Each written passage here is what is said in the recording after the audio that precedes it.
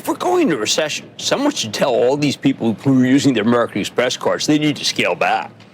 Amex reported today, and while it didn't blow away the estimates, it did put up excellent growth, tons of travel and entertainment spending, as well as very few charge-offs. Once again, we saw hordes of young people taking down cards, no doubt because of the ample perks, and I was astonished at the lack of restraint these people were showing.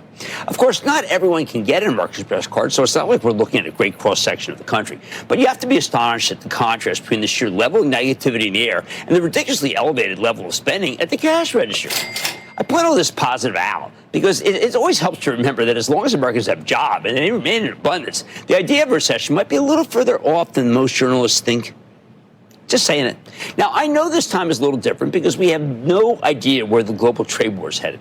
There's a real chance that it does a lot of damage to the economy. China's like a squid with its tentacles in everything from auto parts to rare earth minerals to anything made of plastic and almost all textiles.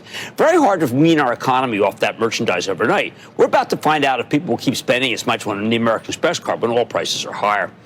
Alas, there's a price to pay for tariffs, the potential cessation of international commerce. And that's what happened the last time we laid down big tariffs right before the Great Depression.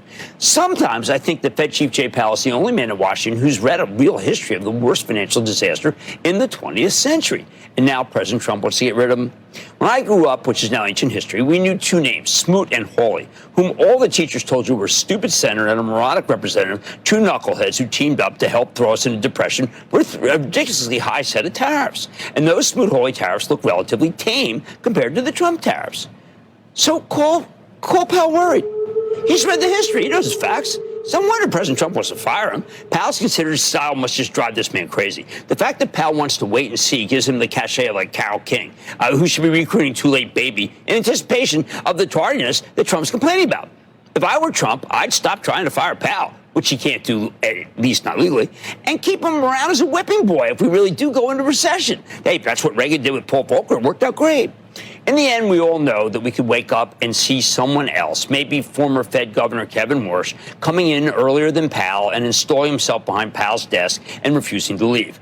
Trump can then get, Paul Weiss or any of the law firms he's rolled, have them sue Powell for trying to go to work. Then, boom, we got a constitutional crisis. I can see the Netflix stock. 2 men enter, 1 man leaves. It's a master blaster Fed contest, televised, of course. Powell's a good man. Here's the thought. He deserves better. I like to say there's always a bull market somewhere. I promise I'll try to find it just for you right here on Mad Money. I'm Jim Cramer. See you Monday.